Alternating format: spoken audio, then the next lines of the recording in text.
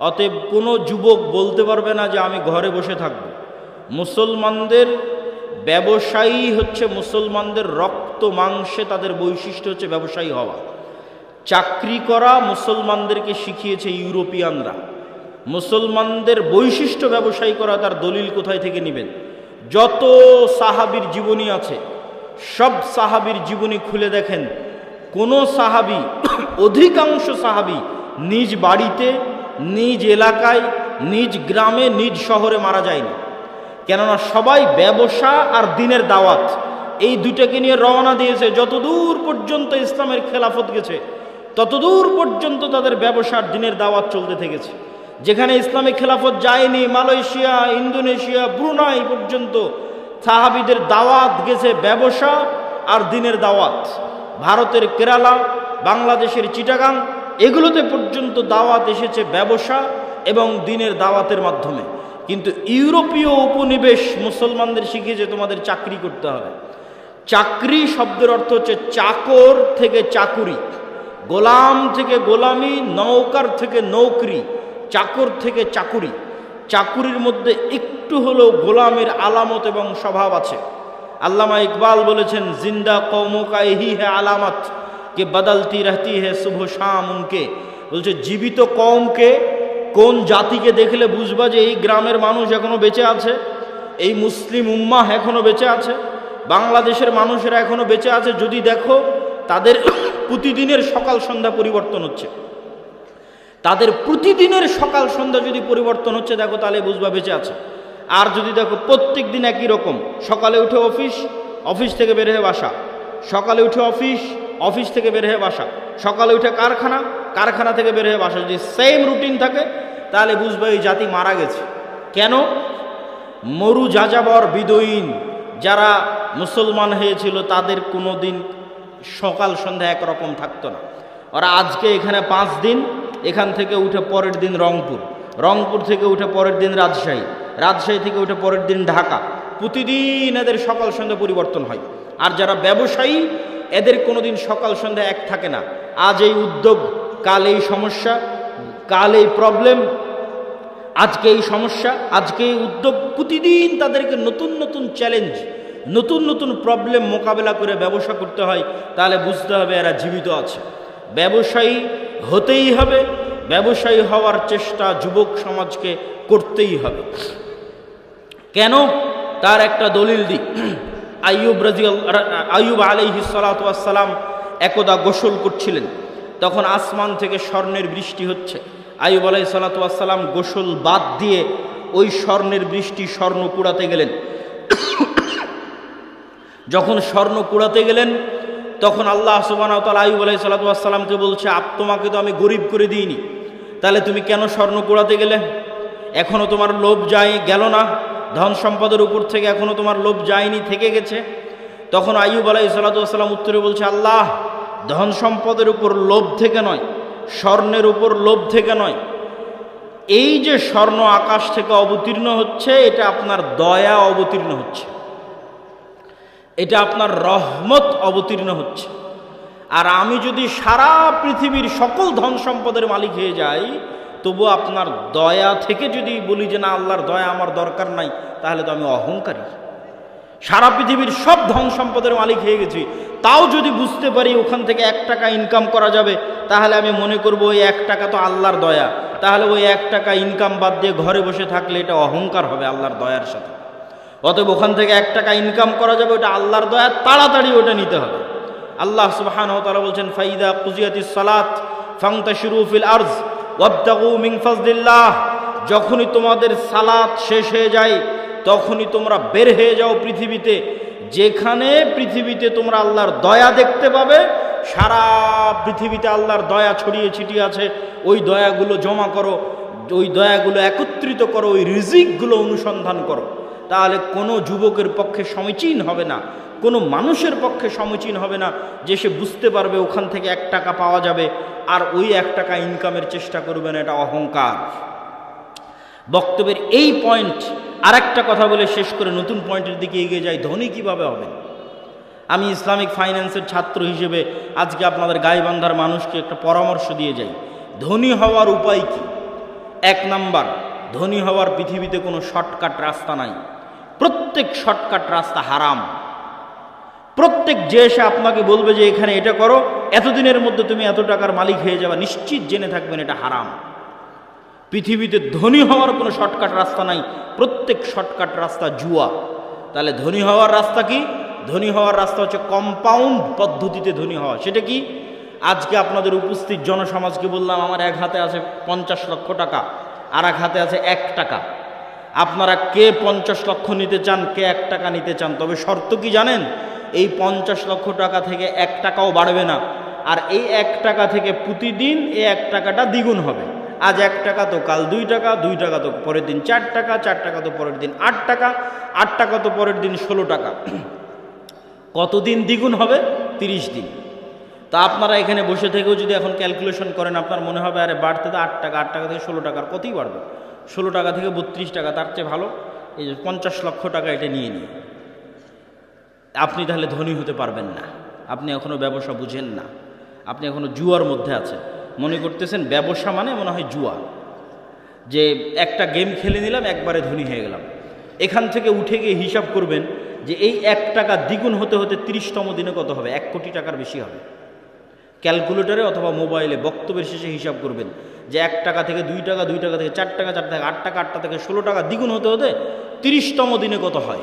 30তম দিনে 1 কোটি টাকার বেশি হয়ে যাবে। তাহলে ধীর স্থিরভাবে টাকা বাড়তে থাকবে। এটা হলো ধনী হওয়ার রাস্তা। ধনী হওয়ার 2 নম্বর রাস্তা। ধরেন আপনাকে 50 লক্ষ টাকা দিয়ে দিলাম, যে যাও তোমাকে 50 লক্ষ টাকা দিয়ে দিচ্ছি। এখন তুমি ধনী হবা কিনা এটা নির্ভর করছে তোমার মেন্টালিটির উপর, মানসিকতার উপর। কে ধনী হবে 50 লক্ষ টাকা নিয়ে, কে ধনী হবে না বুঝেন। যে 50 লক্ষ টাকা নিয়ে গিয়ে চিন্তা করবে আরে 50 লক্ষ টাকা পেয়েছি, তাহলে 50 লক্ষ টাকা থেকে একটা গাড়ি কিনি, মোটরসাইকেল কিনি, তারপরে একটা গাড়ি কিনি 20 লাখ টাকা দিয়ে, বাড়ি করি 30 লাখ টাকা দিয়ে, আর কি করা যায়? একটা এসি কিনি, একটা ফ্রিজ কিনি, আর কি একটা টিভি কিনি। এই ব্যক্তি এই 50 লক্ষ টাকা প্রত্যেক ওই জায়গাতে খরচ করেছে যেখান থেকে আরও খরচ বাড়বে। মোটরসাইকেল কিনেছে, মোটরসাইকেলের তেলে খরচ আছে।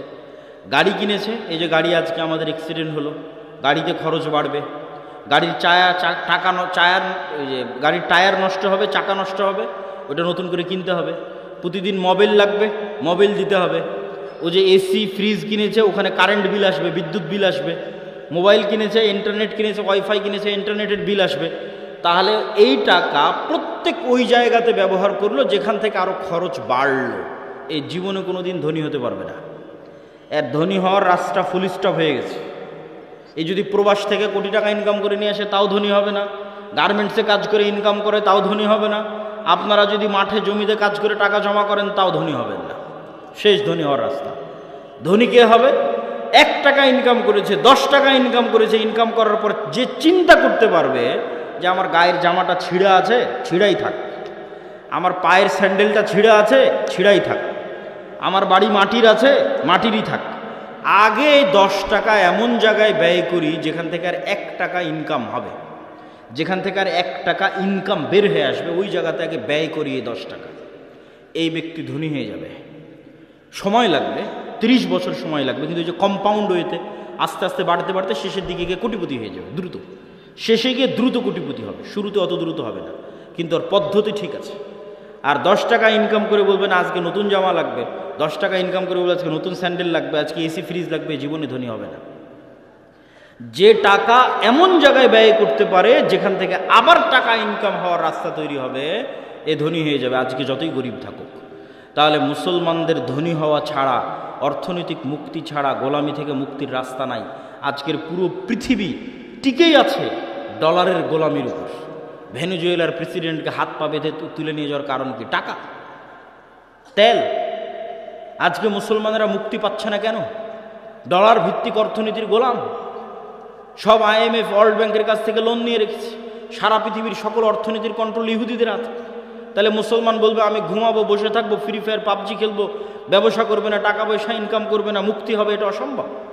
ব্যবসা করতে হবে, টাকা পয়সা ইনকাম করতে হবে। আল্লাহ সুবহানাহু ওয়া তাআলা কবুল করুক, আল্লাহুম্মা আমিন।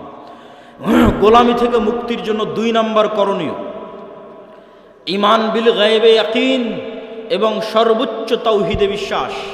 আল্লামা ইকবাল লিখেছেন, ये दौर अपने बराहिम की तलाश में है। আজকের যুগে মুসলমানদের মুক্তির একটাই রাস্তা, আজকে মুসলমানদের মধ্যে একজন ইব্রাহিম আলাইহিস সালাম লাগবে। নাই, ইব্রাহিম আলাইহিস সালাম নাই মুসলমানদের মধ্যে। আল্লামা ইকবাল গবেষণা করে দেখেছে, অনুসন্ধান করে দেখেছে, মুসলমানদের মধ্যে সালাত আদায়কারী আছে, রোজাদার আছে, দানবীর আছে, ইব্রাহিম আলাইহিস সালামের মতো সর্বোচ্চ তাওহীদে বিশ্বাসী নাই।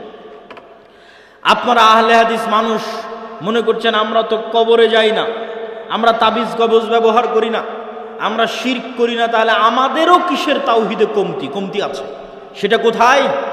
ইব্রাহিম আলাইহিস সালাতু ওয়াস সালামের তাওহীদ মানে তার হৃদয় শুধু ওই কবর আর শিরক থেকে মুক্ত নয়, তার হৃদয়ে টাকার প্রভাব থেকে মুক্ত, নেশার প্রভাব থেকে মুক্ত, নারীর প্রভাব থেকে মুক্ত, ক্ষমতার প্রভাব থেকে মুক্ত। কোনো একটার প্রলোভন দেখিয়ে তাকে আল্লাহর আনুগত্য থেকে দূরে করা যাবে না। তুমি আহলে হাদিস হলে কি হবে, সালাফি হলে কি হবে, কবরে পূজা না দিলে কি হবে? তুমি তো বিড়িখোর, সিগারেটখোর, বিড়ি সিগারেটের নেশায় আছো, তাহলে তোমার ইলাহকে ওই বিড়ি সিগারেট। ইলাহাহু হাওয়া, যার নফসকে সে নিজের ইলাহ বানিয়ে নিয়েছে। তুমি টাকার জন্য হালাল হারাম বাস বিচার না করেই টাকার জন্য পাগল, তাহলে তোমার ইলাহকে টাকা। তুমি ক্ষমতার জন্য বাস বিচার না করে মানুষ হত্যা করতে পারো, মিছিল মিটিং করতে পারো, মিথ্যা কথা বলতে পারো, তাহলে তোমার ইলাহকে ক্ষমতা। তাহলে যার অন্তরে হয় ক্ষমতার প্রভাব আছে, না হয় নারীর প্রভাব আছে, না হয় টাকার প্রভাব আছে, না হয় জুয়ার প্রভাব আছে, না হয় অন্য কোনো নেশার প্রভাব আছে, এ তাওহীদপন্থী নয়, এই ইব্রাহিম আলাইহিস সালাতু ওয়াস সালামের উত্তরসূরি নয়। যতই শিরকে আকবার না করুক, বড় শিরক না করুক, ইব্রাহিম আলাইহিস সালাম কে? যার হৃদয় শুধু ওটাই চায় যেটা আল্লাহ বলেছে, তার হৃদয় ওটাই ভালোবাসে যেটা আল্লাহ ভালোবাসে, তার হৃদয় ওটাই ঘৃণা করে যেটা আল্লাহ ঘৃণা করে। এটা এত সহজ নয়। আল্লাহ যেটা ঘৃণা করতে বলেছে ওটাকে আপনি শতভাগ ঘৃণা করবেন, আর আল্লাহ যেটা ভালোবাসতে বলেছে ওটাকে আপনি জান প্রাণ দিয়ে ভালোবাসবেন। এই মহব্বত, এই ভালোবাসা আল্লাহ সুবহানাহু ওয়া তাআলার সাথে, এই সম্পর্ক আল্লাহ সুবহানাহু ওয়া তাআলার সাথে, আল্লাহকে আপনি ওই লেভেলের ইলাহ মানেন, এই মুসলমান হওয়া এত সহজ নয়। ওই ইব্রাহিম আলাইহিস সালাতু ওয়াস সালাম হওয়া অত সহজ নয়, কিন্তু ইব্রাহিম আলাইহিস সালাম লাগবে। মুক্তি ইব্রাহিম আলাইহিস সালাতু ওয়াস সালামের মতো মানুষ হওয়া ছাড়া সম্ভব নয়। 2 নাম্বার, ঈমান বিল গায়বে ইয়াকিন। গায়েব মানে যা চোখে দেখা যায় না। আজকে এখানে আব্দুল্লাহ বিন আব্দুর রাজ্জাক উপস্থিত হয়েছে, এটা আপনারা চোখে দেখতে পাচ্ছেন, কিন্তু এখানে যে ফেরেশতারা উপস্থিত হয়েছে এটা কি দেখতে পাচ্ছেন? দেখতে পাচ্ছেন না। কিন্তু ফেরেশতারা যে উপস্থিত হয়েছে ওটাকে যেই দিন এইভাবে বিশ্বাস করতে পারবেন, যেভাবে এখন আমাকে দেখে যেটা আপনার অন্তরে যেই মাত্রার বিশ্বাস, যেখানে আব্দুল্লাহ বিন আব্দুর রাজ্জাক উপস্থিত আছে, এই মাত্রার বিশ্বাস যেই দিন হবে যেন এখানে আমার পাশে ফেরেশতারা বসে আছে, এটার নাম ঈমান বিল গায়বে ইয়াকিন। এটা হচ্ছে দেখতে পাওয়া, ভিজুয়ালাইজ করা। কবরকে আপনি দেখতে পাচ্ছেন, জান্নাতকে আপনি দেখতে পাচ্ছেন, জাহান্নামকে আপনি দেখতে পাচ্ছেন। আপনি কল্পনা করেন, আসহাবুল উখদুদের ঘটনা বলছিল তাওহীদ ভাই, ওমা নাকামু মিনহুম ইল্লা ইউমিনু বিল্লাহিল আজিজিল হামিদ, বলছে যে আগুনের মধ্যে ঢুকে যাচ্ছে। ঘটনা তো ভাই বলেছে, আমি শুধু লজিক বলি। ওদের বাড়ি আছে, ঘর আছে, বাড়ি ঘর রেখে সাক্ষাৎ আগুনের মধ্যে কিভাবে ঢুকে? একটা রাস্তা ছাড়া ওই আগুনের মধ্যে ঢুকার কোনো রাস্তা নেই। আপনি পারবো না। পারবো একটা শর্ত পূরণ করলে। সেটা কি? আসহাবুল উখদুদের ঈমান বিল গায়বে ইয়াকিন এত বেশি ছিল যে ওরা ওই আগুনের মধ্যে জান্নাত দেখতে পাচ্ছিল। ওরা আগুনে ঢোকেনি রে পাগলা, ওরা জান্নাতে ঢুকেছে। আল্লাহু আকবার। আপনি মনে করছেন আগুনে ঢুকেছে, কিন্তু ওরা তো আগুন দেখতেই পায়নি। ওরা ওই আগুনের জান্নাত দেখতে পেয়েছে। আমরা কিসে ঢুকছি? জান্নাতে ঢুকতেছি। জান্নাতকে এরকম ভিজুয়ালাইজ যতক্ষণ না করতে পারে ঢোকা সম্ভব নয়। আর ওরা যখন পেছন মুড়িয়ে নিজের বাড়ি ঘর দেখেছে তখন দেখতে পাচ্ছে, আপনি দেখছেন বাড়িতে এসি আছে, ফ্রিজ আছে, ঘর বাড়ি আছে, ছেলে মেয়ে আছে, কিন্তু ওরা যখন বাড়ির দিকে তাকিয়ে দেখেছে তখন দেখছে আর এখানে তো জাহান্নামের আগুন জ্বলছে। সত্যি দেখতে পাচ্ছে, কাল্পনিক না, সত্যি দেখতে পাচ্ছে। আর আমাদের বাড়ি ঘরে তো জাহান্নামের আগুন জ্বলছে, ওরে বাবারে, এখানে ফেরত যাওয়া যাবে না। আর এই আগুনের মধ্যে কি দেখতে পাচ্ছে? জান্নাত। আর এখানে তো ঢুকতে হবে। এর নাম হচ্ছে ঈমান বিল গায়বে ইয়াকিন। এই লেভেলের ঈমান যতক্ষণ পর্যন্ত অন্তত বাংলাদেশের 20% মুসলমানের না হয়েছে, ততক্ষণ আপনি বলবেন যে বাংলাদেশে ইসলাম প্রতিষ্ঠা হয়ে যাবে, ইসলামী খেলাফা কায়েম হয়ে যাবে, সম্ভব নয়। আজকে যদি আপনি আমাকে বাংলাদেশের প্রধানমন্ত্রী করে দেন, আজকে ইরানের কি অবস্থা দেখেন। আমি বাংলাদেশের ক্ষমতায় গিয়ে যদি বলি বাংলাদেশ শতভাগ ইসলামিক আইন বাস্তবায়ন করে দিলাম, কালকে ভারত এবং আমেরিকা মিলে অর্থনৈতিক বয়কট দিবে বাংলাদেশকে, যেমন ইরানকে দিয়ে রেখেছে। তাহলে ইরানের মানুষ মিছিল করতেছে কেন? আপনিও মিছিল করবেন কেন? অর্থনৈতিক বয়কট দেওয়ার পর ডলার আসবে না, গার্মেন্টস বন্ধ হয়ে যাবে। তাহলে গাইবান্ধার মানুষ খাবে কি? গাইবান্ধার মানুষ এখন যেই জীবনযাত্রায় অভ্যস্ত, এই মানের জীবনযাত্রা থাকবে না। বিদ্যুৎ আছে, বিদ্যুৎ থাকবে না, অল্প থাকবে, যাবে আসবে। যে কয়েকজনের বাড়িতে এসি চলছে তারা এসি চালাতে পারবে না, যে কয়েকজন ফ্রিজ আছে ওরা চালাতে পারবে না। তাহলে জীবনযাত্রার মান কমে যাবে। যখনই জীবনযাত্রার মান কমে যাবে তখন বলে রাখো তোমার ইসলাম, আগের যেটা সেকুলার দেশ ছিল ওটাই ভালো ছিল। কখন বলবে না রাখো তোমার ইসলাম? যখন ওই আসহাবুল উখদুদের মতো ঈমান হবে, দেখতে পাবে আর এটা তো জান্নাত, এটা তো জাহান্নাম, এটা যেদিন দেখতে পাবে। এই লেভেলের ঈমান ছাড়া বাংলাদেশের সবচেয়ে পরহেজগার মানুষকে যদি রাষ্ট্র ক্ষমতায় বসিয়ে দেন, ও রাষ্ট্রে ইসলাম প্রতিষ্ঠা করতে পারবে না। বাংলাদেশের মানুষ ওকে টেনে নেওয়া হবে যে তুই ক্ষমতায় থাকলে আমরা খেতে পাই না, টেনে নেওয়া হবে। কিন্তু যখন মনে করবে যে আমি খেতে পাচ্ছি না, এটাই কোরআনের ওই আয়াত, আম হাসিবতুম আন তাদখুলুল জান্নাহ ওয়ালাম্মা ইয়াতিকুম মাসালুল লাযীনা খালাউ মিন ক্বাবলিকুম মাসসাতহুমুল বা'সা ওয়াদ দাররা ওয়া যুলজিলু হাত্তা ইয়াকুলার রাসূলু ওয়াল লাযীনা আমানু মা'আহু মাতা নাসরুল্লাহ। দুনিয়ার মানুষ, জান্নাত কি তোমাদের নানির বাড়ি? জান্নাত কি তোমাদের মামার বাড়ি? আল্লাহ বলছেন আম হাসিবতুম আন তাদখুলুল জান্নাহ, মনে করে নিলার জান্নাতে চলে গেলা, অথচ তোমাদের অতীতে যারা চলে গেছে তারা যে পরিমাণ কষ্ট সহ্য করেছে, তারা যে পরিমাণ আল্লাহর পরীক্ষার মুখোমুখি হয়েছে, সেই পরিমাণ পরীক্ষা দুঃখ কষ্ট তোমরা কিছুই ভোগ করনি, আর বলছো জান্নাতে চলে যাব? সম্ভব নয়। সম্মানিত উপস্থিতি, ঈমান বিল গায়বে ইয়াকিন।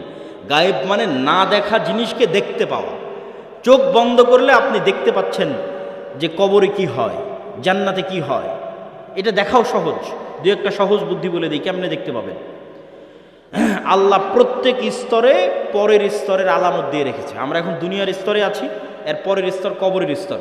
তো প্রত্যেক দিন দুনিয়াতে আমরা কবর দেখতে পাই, আল্লাহ দেখার ব্যবস্থা করে দিয়েছে। সেটা হচ্ছে ঘুম। আপনি যখন ঘুমাতে যান তখন দোয়া পড়েন, আল্লাহুম্মা বিইসমিকা আমুতু ওয়া আহইয়া। আল্লাহ তোমার নামে ঘুমাতে যাচ্ছি। জি না, যদি হতো আল্লাহ তোমার নামে ঘুমাতে যাচ্ছে, তাহলে আরবি হতো আল্লাহুম্মা বিইসমিকা আনামু ওয়া আইকাজ। তাওহীদ ভাই আছে, বুঝতে পারতেছে, আরও যারা আরবি বুঝবে তারা বুঝতে পারবে। তাহলে তখন দোয়ার অর্থ কি হবে? যে আল্লাহ তোমার নামে ঘুমাতে যাচ্ছি, তোমার নামে ঘুম থেকে উঠব। কিন্তু আল্লাহ দোয়া বানিয়েছে আল্লাহুম্মা বিইসমিকা আমুতু, আল্লাহ তোমার নামে মরতে যাচ্ছি, ওয়া আহইয়া তোমার নামে মরা থেকে জীবিত হব। এবার সকালবেলা কি দোয়া শিখিয়েছে? আলহামদুলিল্লাহ ইল্লাযী আহইয়ানা বা'দামা আমাতানা। কি আশ্চর্য! বলে আল্লাহ মরে গেছিলাম রাতের বেলা, মরা থেকে এখন জীবিত হলাম। বা'দামা আমাতানা, মৃত্যুর পর। আল্লাহ রাতে মৃত্যু সংগঠিত হয়ে গেছিল, মৃত্যুর পর সকালবেলা তুমি জীবিত করে দিয়েছো। এটা হলো দোয়া। তাহলে প্রত্যেক দিন আমরা কবরে যাচ্ছি, প্রতি রাতে যখনই ঘুমাই তখনই কবরে যাই। ওটাই বারজাখের জীবন। বারজাখী জীবন ওই রকমই, কাছাকাছি। সেটা স্বাদ আল্লাহ সুবহানাহু ওয়া তাআলা দেন। যদিও রুহের পার্থক্য ভেদে বারজাখী জীবনে এক একজনের এক এক রকম হবে। যেমন যারা শহীদের রুহ, এরা পাখি হিসেবে জান্নাতে উড়বে, তাদের খাবারের ব্যবস্থা থাকবে। যারা শহীদের রুহের চাইতে তারা আল্লাহর আরশে ঝুলন্ত থাকবে, বাতির মতো, আলোক বাতির মতো আল্লাহর আরশে ঝুলন্ত থাকবে। যারা তাদের চাইতেও টপ লেভেলের রুহ, নবীদের রুহ, তো নবীরা আরো টপ লেভেলের লাইভ জীবনযাপন করবে বারজাখে, লাইভ জীবনযাপন বারজাখে। মুসা আলাইহিস সালামের সাথে সাক্ষাৎ হচ্ছে, মসজিদে আকসায় নামাজ পড়তেছে মুহাম্মদ সাল্লাল্লাহু আলাইহি ওয়াসাল্লামের পিছনে। ইব্রাহিম আলাইহিস সালামের সাথে সাক্ষাৎ হচ্ছে। সবাই তো মরে গেছে, সবাই তো বারজাখী জীবনে আছে, কিন্তু নবীদের রুহ আরো আপার কোয়ালিটি, ওদের বারজাখী জীবনের ধরন আরো ভিন্ন, আরেকটু লাইভ। আর সাধারণ মুসলমানের রুহ ইল্লিয়িনে থাকবে যদি মুমিন হয়, আর কাফের, মুশরিক, ফাসিক, মুনাফিক হলে সিজ্জিনে থাকবে। এবার যখন চলে গেছে ইল্লিয়িনে, যখন চলে গেছে বারজাখী জীবনে, ওখান থেকে এবার জাহান্নাম দেখা যাবে প্রতিদিন, ওখান থেকে এবার জান্নাত দেখা যাবে প্রতিদিন। যেমন দুনিয়াতে প্রতিদিন কবর দেখা যাচ্ছে, প্রতিদিন ঘুমাচ্ছে, প্রতিদিন কবরে যাচ্ছে। এবার যখন কবরে চলে যাব, মানে চিরন্তন ঘুমে চলে যাব, তখন প্রতিদিন জান্নাত দেখব, জাহান্নাম দেখব। যে জাহান্নামের অধিকারী সে জাহান্নাম দেখবে, যে জান্নাতের অধিকারী ওই জান্নাত দেখবে। এবার কিয়ামত হওয়ার পর তখন সেখানে বাস্তবে প্রবেশ করবে। সম্মানিত উপস্থিতিগুলো, বারজাখী জীবন। ঠিক কিয়ামতকে ভিজুয়ালাইজ করতে পারতে হবে, জান্নাতকে ভিজুয়ালাইজ, দেখতে চোখ বন্ধ করলে যেন জান্নাত দেখা যায়। আপনার কাছে চিরন্তন চিরস্থায়ী আনন্দ কোনটা?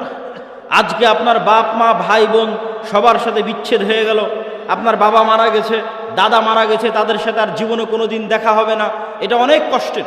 আর যদি মনে করেন না আবারও এই গাইবান্ধা, এই শাখাহাতি, এই বালুয়ার গ্রামে যদি আমার বাবা মা ভাই বোন সবাইকে নিয়ে একসাথে থাকতে পারতাম, বিশাল বাড়ি হতো, আর যদি কোনোদিন মৃত্যু না হতো, সবাই যদি একসাথে মিলেমিশে আনন্দে কাটাতে পারতাম, তাহলে এই স্বপ্ন জান্নাতে পূরণ হবে।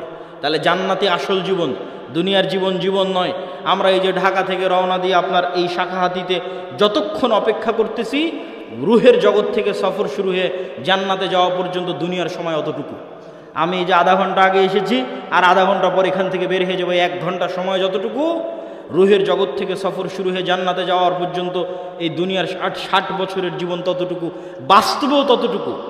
কিয়ামতের মাঠে মানুষ উঠে বলবে, আরে দুনিয়াতে তো আমরা একদিন ছিলাম। বাস্তবেও আপনি এখন কল্পনা করে দেখেন যে আপনার গত 30 বছর চোখের পলকে পার হয়ে গেছে। মনে হবে আরে কয়দিন ছিলাম আমি দুনিয়াতে। ঠিক যখন মরার সময় কাছে চলে আসবে 60 বছর, তখনও মনে হবে আরে 2-1 দিনের মধ্যে সময় তো পার হয়ে গেল।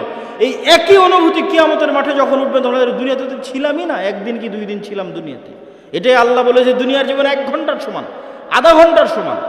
শুধু ধৈর্য ধরলেই হয়, একটু ধৈর্য ধারণ করলেই হয়।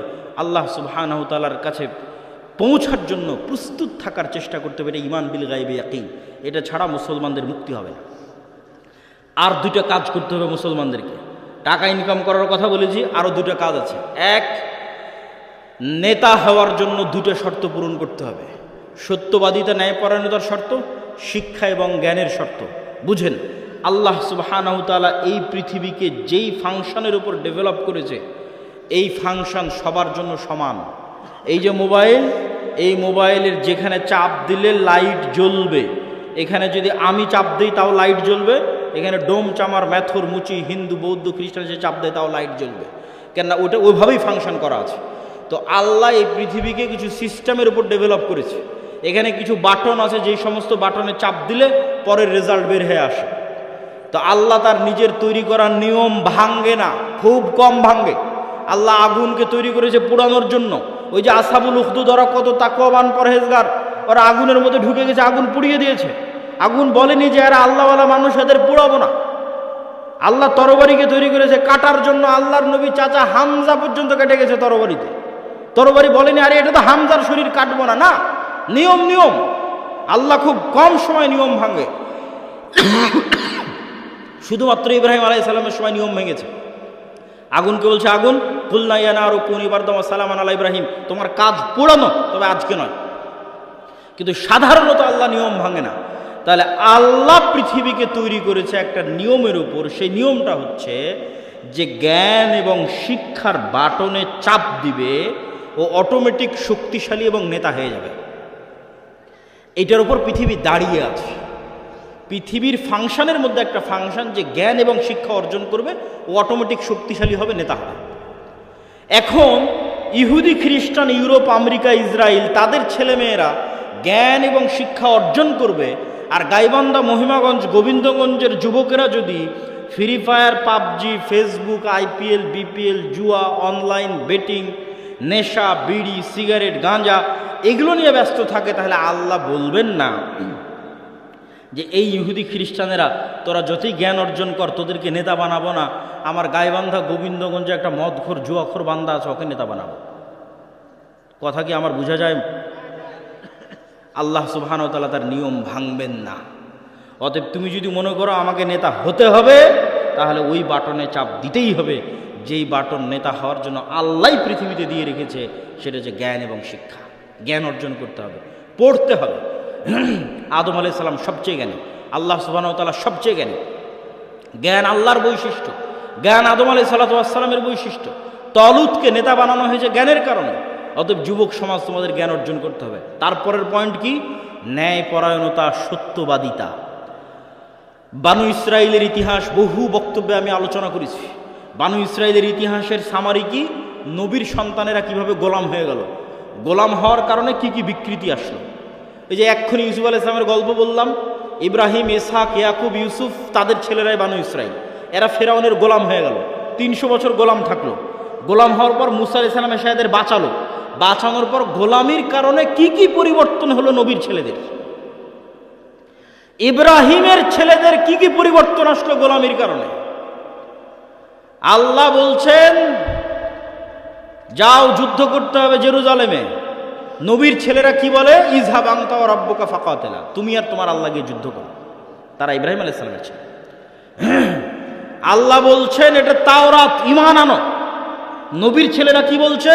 লান নুমিনা লাকা হাত্তা নারাল্লাহা জাহরাতান, যতক্ষণ তোমার আল্লাহকে সচক্ষে না দেখছো ততক্ষণ ঈমান আনবো না।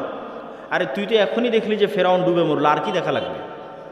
এখনই ওর চোখের সামনে ফেরাউন ডুবে মরেছে। ফেরাউন ওদের উপর জুলুম করতো, সমুদ্র ফেড়ে রাস্তা তৈরি হয়ে গেছে। এরা এখন এসে বলে যে আল্লাহকে না দেখলেই ঈমান আনবো না। তাহলে কেমনে নবীর ছেলেদের স্বভাব এরকম হয়ে গেল? আল্লাহ বললেন আসমান থেকে খাবার আসবে, মান্না এবং সালোয়া। মান্না সালোয়া কি? মাশরুম। যেই মাশরুমের 1 কেজির দাম 4 থেকে 5 লক্ষ টাকা আজকের বাজারে। আর বিশেষ এক প্রকার কোয়েল পাখির মতো ছোট সুস্বাদু পাখির গোস্ত জান্নাত থেকে আসতো। তারা বলল লান নাসবিরা আলা তুআমিন ওয়াহিদ, এই এক খাবার প্রত্যেক দিন ভালো লাগে না মুসা, তোমার আল্লাহকে বলো এই মরুভূমির বালুর মধ্যে পেঁয়াজ রসুন বের করে দিতে, ডাল চাউল বের করে দিতে মরুভূমির বালুর মধ্যে। আল্লাহ বললেন মরুভূমির বালুতে হবে না, জেরুজালেম ফিলিস্তিন আছে, যুদ্ধ করে বিজয় করো। এদেরা যখন যুদ্ধ করে বিজয় করলো না, এদের উপর গজব আসলো 40 বছরের। শুধু নবীর ছেলেদের অবস্থা দেখেন, গোলামির কারণে কীরকম হয়ে গেছে তাদের অবস্থা। 40 বছর পাগলের মতো ঘোরার পর ইউশা বিন নুনের হাতে তওবা ইস্তেগফার করে এরা যুদ্ধ করেছে। লম্বা ঘটনা। আল্লাহ সূর্য থামিয়ে দিয়ে বিজয় দিয়েছে। এবার আল্লাহ বলছে শোনো, তোমাদের বিজয় দিলাম, তোমরা জেরুজালেমে প্রবেশ করার সময় মুখে বলবা হিত্তাতুন নাগফির লাকুম, আর মাথা দিবা সামনে, নিচু করবা, সিজদা অবস্থায় যাবা। হিত্তাতুন হিব্রু ভাষা, মানে আল্লাহ মাফ করে দাও, আস্তাগফিরুল্লাহ। এরা কি করলো? ঢোকার সময় পিছন আগে দিল, মুখে বলল হিনতাতুন, গমের দানা। কোরআনে এগুলো বর্ণনা করা আছে, কোরআন থেকে বলতেছে। কি অবস্থা দেখেন নবীর ছেলেদের। এই ধোকাবাজি, এই 2 নম্বরই কোথায় শিখলো? ফেরাউনের গোলামি করতে গিয়ে ধোকাবাজি 2 নম্বরই শিখেছে। তাহলে ধোকাবাজি 2 নম্বরই, ছল চাতুরি, গোলামির স্বভাব। স্বাধীন আত্মমর্যাদা সম্পন্ন মানুষ 2 নম্বরই রাস্তা জানে না। স্বাধীন আত্মমর্যাদা সম্পন্ন মানুষ মিথ্যা জানে না। স্বাধীন আত্মমর্যাদা সম্পন্ন মানুষ দুর্নীতি জানে না। আব্দুল মুত্তালেব কাফের মুশরিক, আবু তালেব কাফের মুশরিক। ইতিহাস খুঁজে দেন যে আব্দুল মুত্তালেব দুর্নীতিগ্রস্ত। ইতিহাস খুঁজে নিয়ে আসেন, ইতিহাস খুঁজে নিয়ে আসেন। মুহাম্মদ সাল্লাল্লাহু আলাইহি ওয়াসাল্লামের চাচা আবু তালেব 2 নম্বর মিথ্যুক। কঠিন আছে, খুঁজে নিয়ে আসা কঠিন আছে। কেন? আব্দুল মুত্তালেব, আবু তালেব এরা কাফের মুশরিক, হলো ইসমাইলের সন্তান। বানু ইসরাইল ইসহাকের সন্তান, ইব্রাহিমের এক ছেলে ইসহাকের সন্তান, আর এরা ইব্রাহিমের আর এক ছেলে ইসমাইলের সন্তান। আল্লাহর দয়ায় ইসমাইলের ছেলেরা কোনোদিন কারো গোলাম ছিল না। কেন গোলাম ছিল না? আরে মক্কাতে না আছে পানি, না আছে নদী, না আছে সমুদ্র, না আছে ফল ফসল, কি আছে মক্কায় যে কে এসে মক্কা দখল করবে? কেউ মক্কা দখল করেন। আব্রাহা একবার চেয়েছিল যে এখানে কেন মানুষ ইবাদত করতে যায়, আমি ইয়েমেনে ইবাদতের ঘর তৈরি করব, আমার এখানে ইবাদত করতে আসবে। তো ওখানে মানুষ ইবাদত করতে যায়নি, তো কাবা ঘর ভাঙতে গেছিল আব্রাহা, একবার। তা আমাদের কেউ ইসমাইলের সন্তানদেরকে কেউ গোলাম বানায়নি। এই জন্য ইসমাইলের সন্তানেরা অধিকাংশই, 2-1 জনের কথা বলা যাবে না, অধিকাংশই জন্মগত মিথ্যা ধোঁকা জানত না। তাহলে কি দাঁড়ালো? বানু ইসরাইলের সামারি আর মুহাম্মদ সাল্লাল্লাহু আলাইহি ওয়াসাল্লামের বাপ দাদা আর বানু ইসমাইল, ইসমাইলের সন্তানের সামারি। যে গোলামি করে, গোলামি থেকে কি স্বভাব আসে? দুর্নীতি, 2 নম্বরই, ধোঁকাবাজি, মিথ্যা। আর যে নেতা, যে নেতৃত্ব দিবে, সে মিথ্যা জানে না, সে দুর্নীতি জানে না, সে 2 নম্বরই জানে না, সে ধোঁকাবাজি জানে না। এবার চলে আসেন আমাদের কাছে। ব্রিটিশেরা দেখলো, আমেরিকা দেখলো যে মুসলমানেরা যদি একবার সত্য বলা শিখে যায়, মুসলমানেরা যদি একবার ন্যায় প্রতিষ্ঠা করা শিখে যায়, তাহলে তো পৃথিবীতে আমাদের থাকার জায়গা হবে না। তাহলে মুসলমানদের এমন সিস্টেমের মধ্যে ফেলে দাও যেন ওরা কোনোদিন সত্য বলা শিখতেই না পারে। মুসলমানদের একটা নেতাও যেন সত্যবাদী, ন্যায়পরায়ণ না হয়। তাহলে কি দিতে হবে? গণতন্ত্র। কেমনে গণতন্ত্র? কেমনে গোলাম তৈরি করে? গণতন্ত্র এমন এক সিস্টেম যেখানে এক দলের নেতা আর এক দলের নেতার বিরুদ্ধে বলবে তো বলবেই, একই আসনের মনোনয়ন প্রার্থী একই দলের, আর বাকি মনোনয়ন প্রার্থীগুলোর বিরুদ্ধে যদি 2 নম্বরই না করে, মিথ্যা না বলে, টাকা পয়সার লেনদেন না করে, লিয়াজু লবি মেনটেন না করে, তাহলে মনোনয়নই নিয়ে আসতে পারবে না। বাস্তব মাঠের পরীক্ষা। আর ইশতেহারে দল নিজেও জানে বাস্তবায়ন করতে পারবে না। মিথ্যা ওয়াদা দিবে। মিথ্যা না বলা শিখলে ভোট পাবে না। আর যারা ভোটার সেও মিথ্যা ওয়াদা দিবে। যত এমপি প্রার্থী আসবে, হ্যাঁ ভাই আপনাকে ভোট দেব, 500-1000 টাকা, 500-1000 টাকা, হ্যাঁ আপনাকে ভোট দেব। ভোটারও মিথ্যুক, এমপিও মিথ্যুক, মনোনয়ন প্রার্থীও মিথ্যুক, এবং সবাই লিয়াজু, লবি, 2 নম্বরই রাস্তা, ধোঁকাবাজি, এগুলো একদম ভোটের দিন পর্যন্ত যদি না করে ও জিতেও আসতে পারবে না। তাহলে এই গণতান্ত্রিক পদ্ধতিতে 300 এমপি নির্বাচিত হয়ে গেল। এখন বানু ইসমাইল আর বানু ইসরায়েলের এই যে আগের ফরম্যাট আপনাকে দিয়ে দিলাম, এই ফরম্যাট অনুযায়ী আপনি বলেন যে এই 300 এমপি নেতা না গোলাম? একটু জোরে বলতে হবে, নেতা না গোলাম? গোলাম। এইটা যদি একবার বুঝে গেছেন তাহলে বুঝে গেছেন যে মুসলমানদের সমস্যা কোথায়, মুসলমানদের কাজ কি। এবার তো নেতাদের অনেক দোষ ত্রুটি বললাম, এবার একটু আমাদের দোষ ত্রুটি খুঁজি। আমরা কেমনে বুঝবো যে আমি ন্যায়পরায়ণ আছি কিনা, আমি নেতা হতে পারবো কিনা, আমি সত্যবাদী কিনা? দেখেন, দেশ ঠিক করতে ওসি, ডিসি, এসপি, মন্ত্রী, সচিবালয়ে যারা থাকে এরাই আসল। ক্ষমতায় ডক্টর ইউনূস 2 বছরের জন্য, আগের সরকার 16 বছরের জন্য, নতুন যারা আসবে 5 বছরের জন্য, কিন্তু এই আর্মি, পুলিশ, কোর্ট, জজ, সচিবালয়ে যারা আছে এদের কারো চাকরি যায়নি, এরাই থাকবে। তো এরা যদি বলে যে আমরা আজ থেকে দুর্নীতি করবো না, আজ থেকে সত্যবাদী, আজ থেকে ন্যায়পরায়ণ, তো দেশে তো 80% ইসলাম কায়েম হয়ে যাবে। ইসলাম কায়েম হওয়া মানে কি এটাও বুঝতে হবে। ইসলাম কায়েম হওয়া মানে, যদি মনে করেন সবাই 5 ওয়াক্ত সালাত আদায়কারী হবে, ঠিক আছে, সমস্যা নাই। যদি মনে করেন সবাই পর্দা করবে, ঠিক আছে, সমস্যা নেই। কিন্তু কল্পনা করেন যে আজকে গাইবান্ধার শতভাগ মানুষ আজ থেকে 5 ওয়াক্ত সালাত আদায় করতেছে, আর গাইবান্ধার আজকে সব নারী পর্দা করতেছে, কিন্তু এদের অধিকাংশই এখনো 2 নম্বরই করতেছে, মিথ্যা বলতেছে, অন্যের সম্পদ দখল করে নিচ্ছে, দুর্নীতি করতেছে। তাহলে এখানে ইসলাম কায়েম হয়েছে? ইসলাম কায়েম হয়নি।